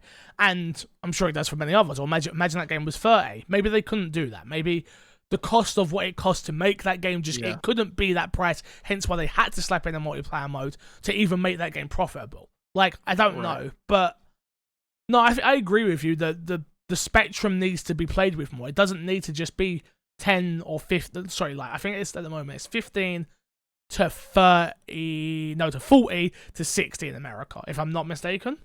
That's like the norm. Yeah. Right? So it doesn't need to be that. Like, it can be more broad spread than that. Like, you can charge whatever you want for your art. Like, I'm sure there's signs out there that says a game that's a lower... That's the problem with AAA games. And, like, if a game isn't 60, people go, oh, it's lesser then, so I'm not going to bother. It's twofold, because I think also people who are investing in games will see how much are you guys planning on selling that? Yeah. 40 for we're EA? Yeah. 40? Yeah. No. But you say that 40 have already, but they're doing that with is it Squadron? Is that what that's called? That the new Star Wars game? That's not $60. Yeah. That's fair. Yeah. So maybe next generation we do see more of that, sort of them playing with that price more, right? Yeah. But I do think it's hard to sell it to investors as well. You have to remember the investors for Squadron is Disney, right? Yeah. Who knows how Disney looks at it, because Disney sells toys, so maybe Disney understands like pricing doesn't matter, the product matters. Yeah. Right? Yeah. So it depends how will investors be adhered to like 40. And then there is also the consumer sees 40. That must not be a good game. Not like, oh, that game must be smaller. Yeah. 40. And then there's also an argument for like, should a 10-hour game be 60? Because I've seen a lot of people say like, I don't want to pay $60 for 10-hour games if games are going to be more expensive, right? Yeah. But then the question becomes like, well, how much detail actually goes into that? Because like, we've both played Last of Us 2. I haven't beaten yet, but Last of Us 2 has a lot of detail in it, right? There's a lot of small things. There's a lot of big game. Yeah, but let's say Last of Us had that same exact amount of detail and it was 10 hours. Still worth 60. That's what I'm saying. It's like, how much detail and how much depth does the game have itself, right? Yeah. It's not just about length of game. It's about how much work goes into game. Mm-hmm. And that's something that isn't tangible. That's something that's sort of like, subjective. You have to play it to understand. Exactly, right? Yeah. So that also gets tricky there. Just to put out a full statement from me, which is like, games... I've said this on Twitter. We had a big conversation about on Twitter. I will just reaffirm. I am in a very privileged position where I get some games for free. So everything I say on this matter, I totally understand, comes with a level of... What's the right word for it? Privilege. Yeah, we'll use privilege. That's perfect. Like a level of privilege where I'm in talks with 2K at the moment. We're on talking terms now. They sent me some codes for some games. I am more than likely going to get sent NBA 2K20. And probably the $100 version. Like 9 times out of 10, that's what happens with these type of games, right? Like reviewers get sent the version which is the deluxe. And I say 9 times out of 10, it's not always the case, but sometimes it does happen. So I understand that $60 or £50 is a lot of money, and I promise you I understand that, because I still buy some of my games, and as someone who was only last month was only earning £200 a month, I promise you I understand that £50 is a lot of money. So don't take this when I say this lightly, but games do need to go up in price. And for us in the UK, it's probably going to go from £50 to £60 instead of like you guys are 60 to 70, all right? Yeah. for the industry to keep going and for devs to keep making money, the price has to go up. But that's where my problem is if this price increase happens and we don't see devs start making more money, all the way down to community managers, which they call entry-level jobs, which is absolutely garbage, that's where my problem is. If it's $10 just to make EA stock higher, because now they can't put shitty loot boxes in their games, which is coming, especially in the UK, we've got a thing going on, or whoever this is, it needs to trickle down from the top. That's where my problem is. I don't want to pay £60 for a game if I know it's just so more rich white people can make more money. Yeah, no, I absolutely agree with that. If it is a case of we're not covering costs for games and stuff like that, I'm all for it. Let's raise the price of games. I will happily pay. I love this medium so much that I will play it. I will do it. But if it is just a case and we find out it's just a case of like, we need to make more money. Like, we know EA makes plenty of money. Like, come on, I can't do this. Yeah, no, I absolutely agree. It'll be interesting also how, because people are saying like, if it increases, I don't want to see microtransactions at all. Which isn't gonna happen. That genie is out of the bottle, mate. You got 3 wishes, and he ain't getting back in the bottle. Let me tell you. I just, for me personally, it's like, if a price increase happens, I don't want to see microtransactions that just don't make sense. I don't want to see XP microtransactions. I don't want to see stuff like that. Like, hey, you want to sell a microtransaction that's purely cosmetic and doesn't affect gameplay? Go for it. I've always been like a component of that. I think that keeps a lot of people in work between games. So normally when you'd hear about a lot more layoffs, and I'm not saying layoffs don't happen in between games, it's just not as much and not as frequent because they have stuff to work on. They have DLC, they have additional content, they have the microtransactions you hate so much that keep people employed. Yeah. No, so I do want to see more of a control and a reining in of that, which I do think we've been seeing, but I do want it to get to a point where it's like, it's not super crazy, but it's like, okay, it's cosmetics. People will still complain because people still complain. Yeah. Why do you have to buy the unicorn in Final Fantasy? Not Final Fantasy. Assassin's Creed. Was it Odyssey with the unicorn? Odyssey, yeah. Odyssey. Why do you have to buy the unicorn? Right? Why can't I earn the one? But exactly, you don't need to buy it. You don't have to have it. There are horses you can unlock in the game. Yeah. Origins had the event. Yep. The Final Fantasy event where you could get the chocobo, right? Yep. That was absolutely free. I don't know if Odyssey had anything like that. Odyssey probably did have events where you could get mounts. It's like cool. I think I would love to see more of that, like even events in single player games where like here's this limited time horse or this limited time armor or whatever that you can only lock right now, and it's purely cosmetic. Go out and get it. It's only available a week, and then randomly they'll bring it back. I'd love to see stuff like that in more games as well. Yeah. No, I think you smashed it there, to be honest with you. No. Next up, Microsoft renews Fable trademark amid sequel rumors. This was taken from IGN by Jordan Ollerman. Not Aluma. Ollerman. It's Ola, man. I know it is. I went to school with a lot of African people. Trust me, I know that name. Microsoft has... I'm not saying this person's African, though, but I recognize that name.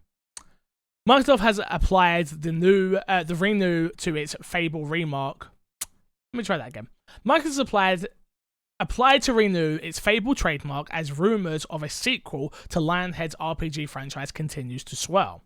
You can check out the trademark application here, which was filed on June 26th. It's standard practice for businesses to renew trademarks for its IP that they own, but within the context, it's an interesting move, especially when you notice the intent to use tag, which is marked as yes, despite the current use tag being marked as no, suggesting that Microsoft has future plans for the franchise. I'm gonna leave it there. We know it's been downplayed a lot by people and stuff like that. Yeah. Obviously, this is happening. It is leaked, and we've known about it since 2015. That Playground are rumored to be working on. It's been a long time. Yeah. Working on this game. I am obviously super hyped for it. I love Fable. I think it's a great franchise. It's British and it has a lot of banter in it, and it's everything that I like in games. It's humorous and it had told a decent story, in my opinion. Yeah. It hasn't got Peter Molyneux there to overpromise that you're gonna plant a tree and it's gonna. You always make games sound so good. It hasn't got that with it coming, but I am so excited for a new Fable, dude. Yeah, so excited. I really hope we get one. The last Fable game I played was Fable Legends. And you didn't like it? I didn't like it. I loved it. Just yeah. I mean, we were under NDA, so we can't say we played. I won. I was at an event. Oh, you can say you play it. I didn't play it. You did. That NDA died when that game died. So you're fine. I don't know how NDA work. Yeah, that was my very first event I went to for the game. I went and someone gave me a ticket to go to EGX back when it was in London, and I played that. I played Sunset Overdrive, which was like my video for a long time, was like me with my mobile phone off-screen footage that I uploaded onto YouTube, like because I'm an idiot. And it got like 100 views. I was like, I'm a YouTuber. I made it. Mom, get the camera. Oh wait, I got a camera. Don't worry. But yeah, man, I'm so excited for a new Fable. Really can't wait. Same. Next up, Assassin's Creed Valhalla. 30 minutes gameplay of leaked footage came out. This one's from IGN by Joe Screbbles.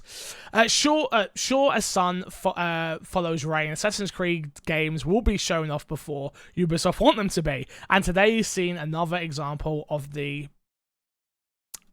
perennial. Thank you. Leaked series. With 30 minutes of gameplay making their way onto the internet. Marked with a clear working in progress tag and seemingly uploaded in a low resolution, the footage shows a player using a female version of the lead character, Ivor.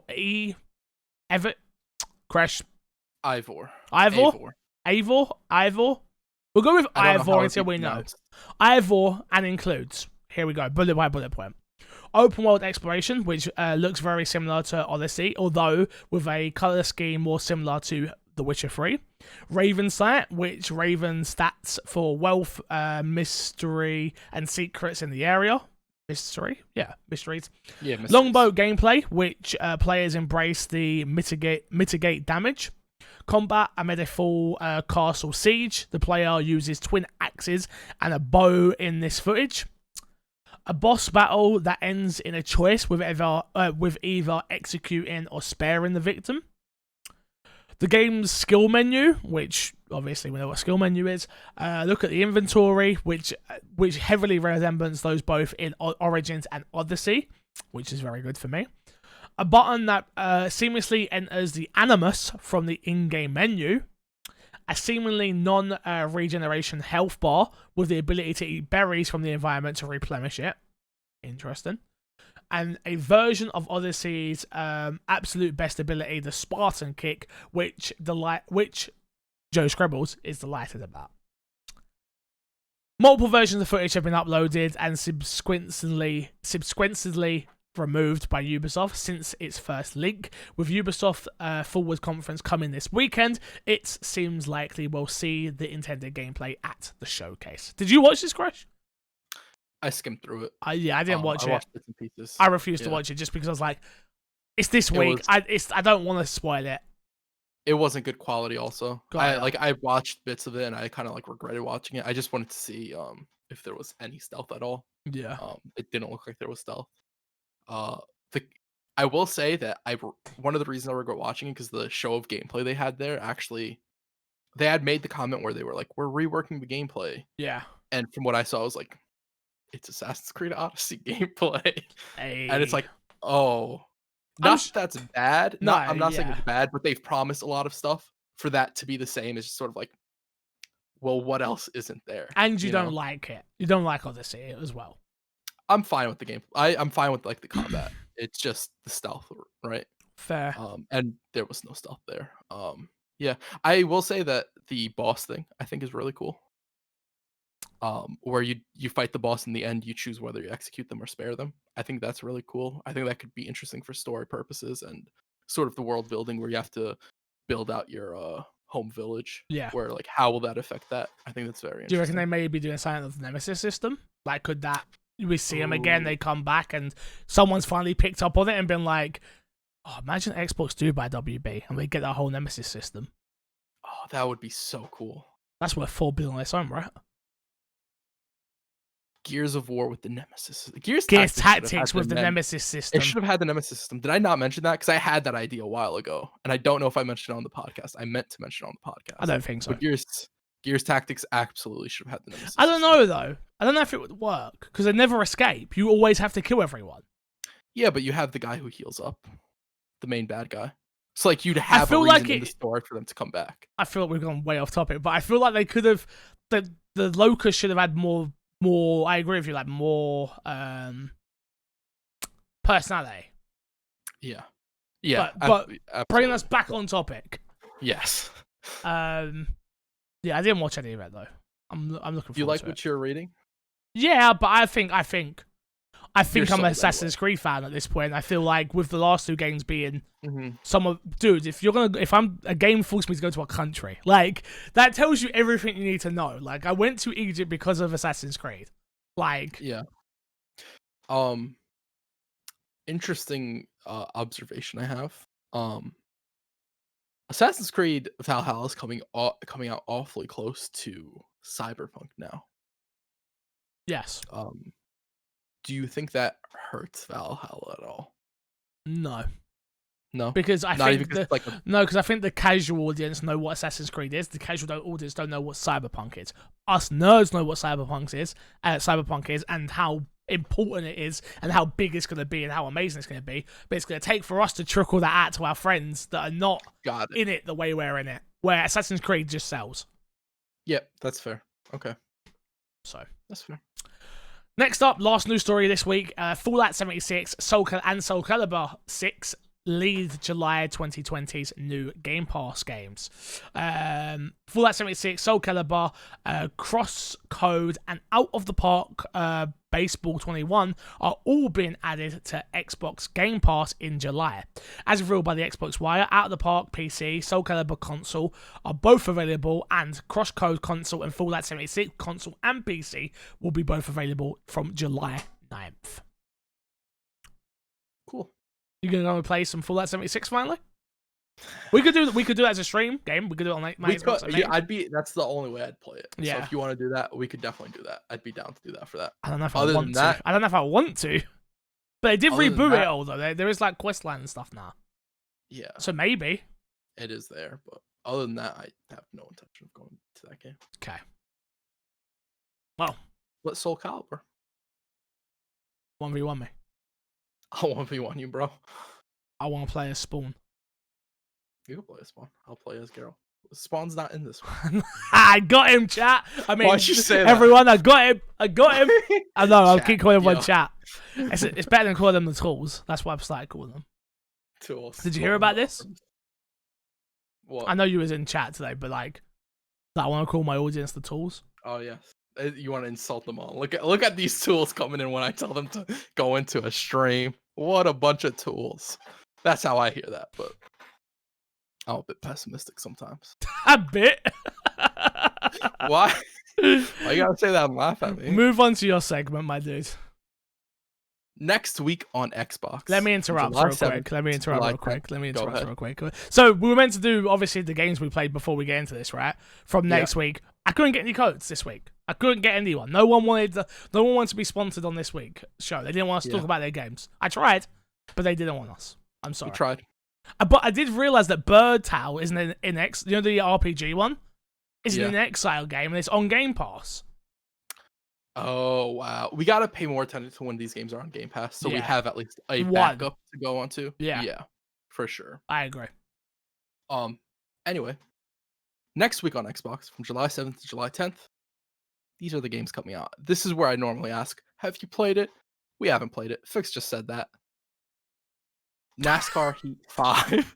That was a little awkward, but it was awkward because I paused for a second. Like, it was just like how I love how your tone changes. Everything up to this point, we're an hour and a half into the show, and Kresh goes from basic Kresh to presenter Kresh when he gets to his segment. He decides to be professional at this very moment. My segment, boy. Watch out. My Xbox and me, when it's my podcast, I'm going to be all over it. But for now, this is the only segment I'm showing up for. Got ya. NASCAR Heat 5 coming out July 7th. The official video game of the world's most popular stock car racing series puts you behind the wheel of these incredible racing machines and challenges you to become the NASCAR 2020 NASCAR Cup Series champion. Features all the official teams, drivers, and cars from the 3 NASCAR National Series, as well as the Extreme Dirt Tour, racing on 39 authentic tracks. That comes out July 7th, NASCAR Heat 5. Next up, we have Superliminal, July 7th. Superliminal is a first-person puzzle game inspired perspective and optical illusions. Players tackle impossible puzzles by thinking outside the box and learning to expect the unexpected. The game features a wonderfully subdued world, an intriguingly voiced narrative, and things that are really weird. That is Subliminal, July 7th. This was shown off sometime last year. Yes. It was a cool looking game. Yeah. Lanternium, July 7th again.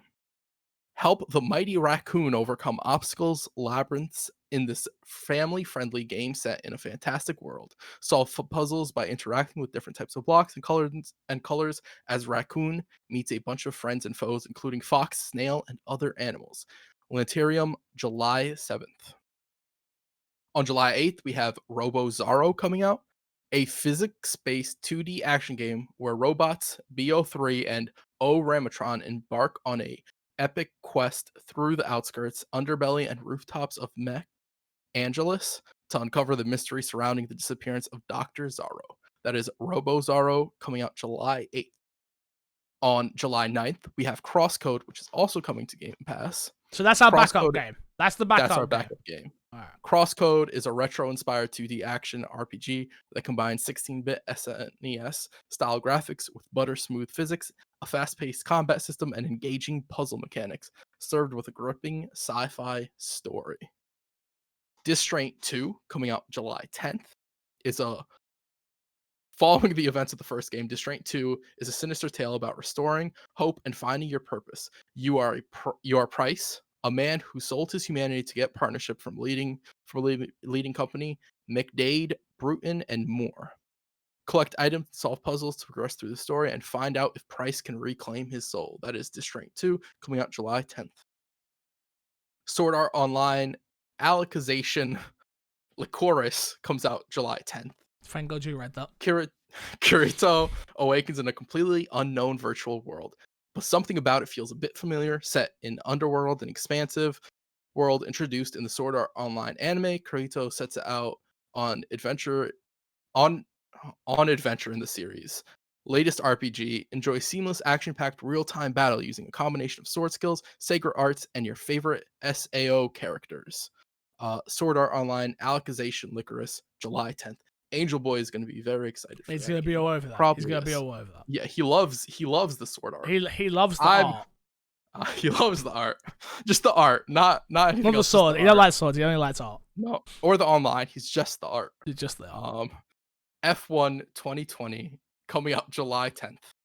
The most comprehensive F1 game yet, putting players firmly in the driving seat as they race against the best driver in the world. For the first time, players can create their own F1 team by creating a driver and then choosing a sponsor, an engine supplier, hiring a teammate, and competing as the 11th team on the grid. Building facilities, develop the team over time, and drive to the top.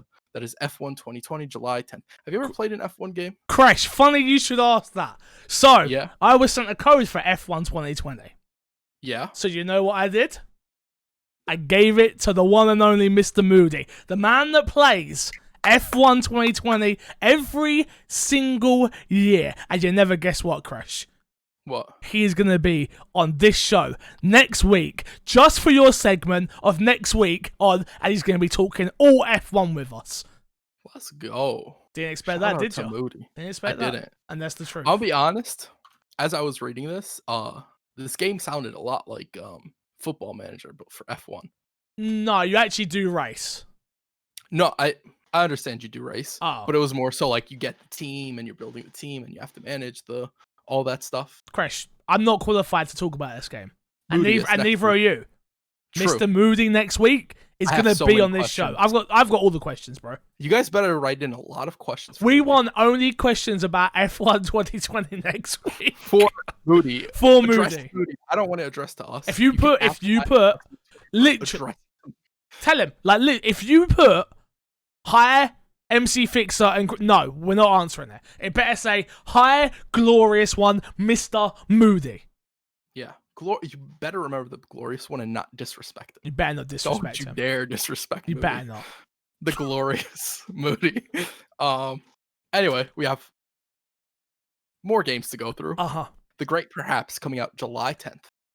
The Great Perhaps tells the story of an astronaut returning to Earth destroyed by natural cataclysms. There, among the ruins, he finds an unusual artifact, an old lantern, in the light of which you can see glimpses of another time and travel to the past. Experience constant time traveling between an empty, melancholic scenery of the post-apocalyptic Earth and its vivid days gone by.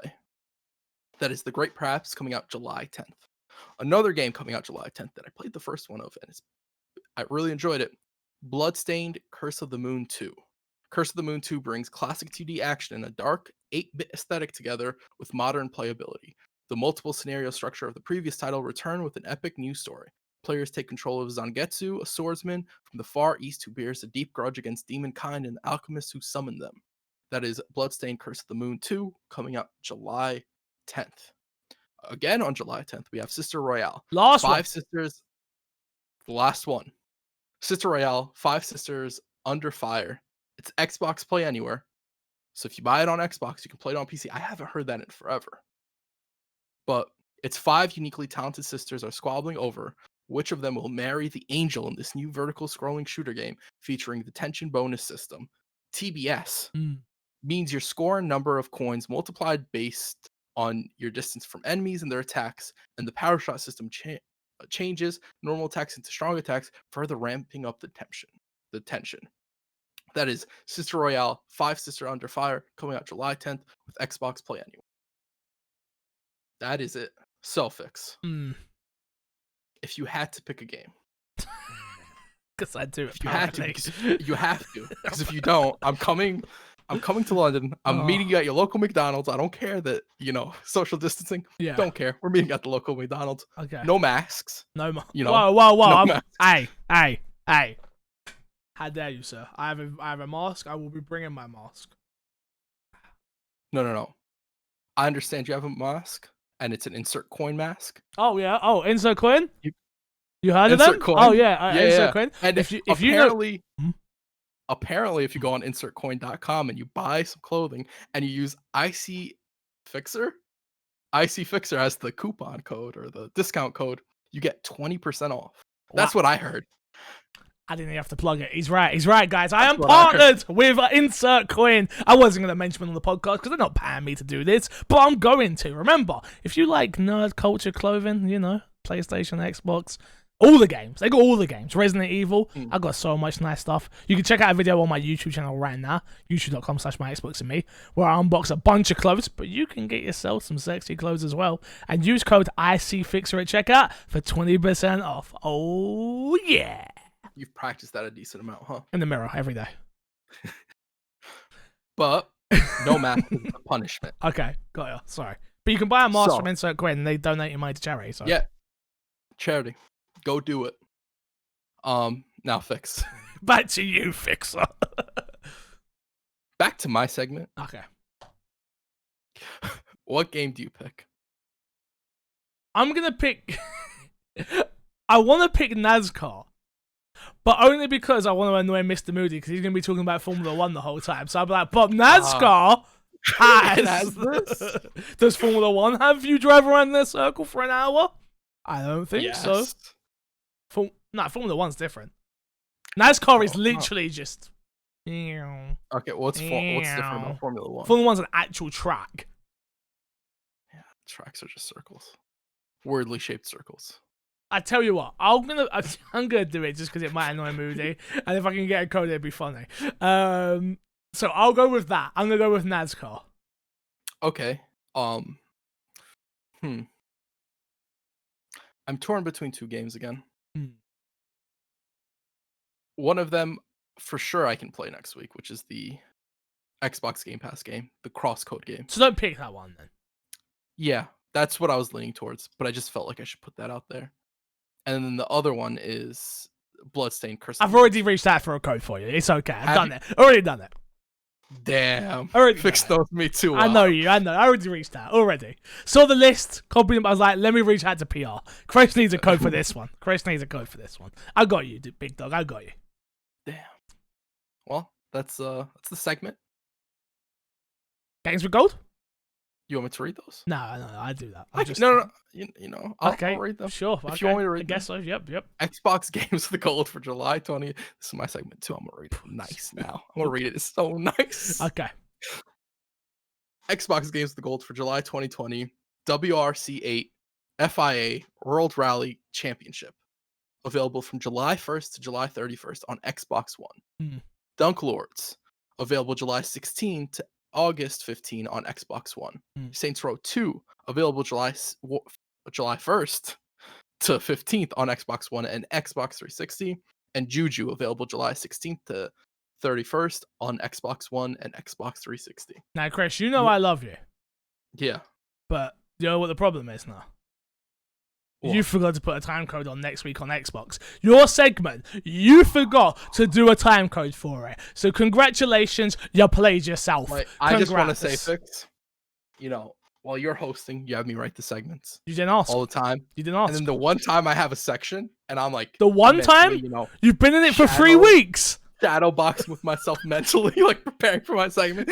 Say it this way, I'm going to deliver that this way. Yeah, you got this, Crush. You got this. Yeah. You know, I'm psyching myself up. You couldn't write a time code for your boy?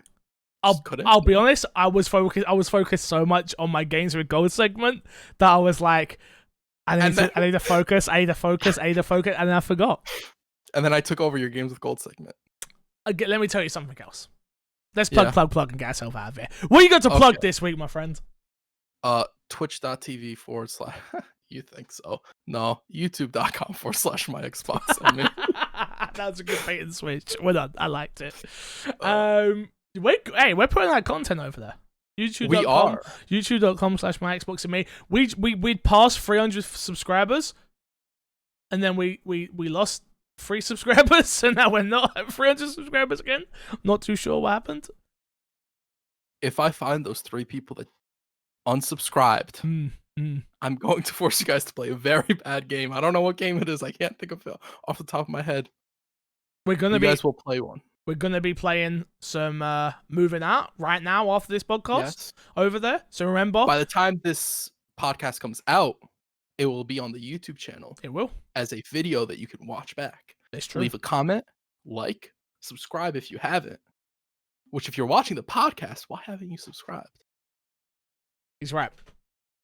So. You can find me everywhere at MC Fixer. You can find Kreshor everywhere at Kreshnik or Kreshnik Plays. Until next time, I will love you and leave you and see you all later. Goodbye. Bye.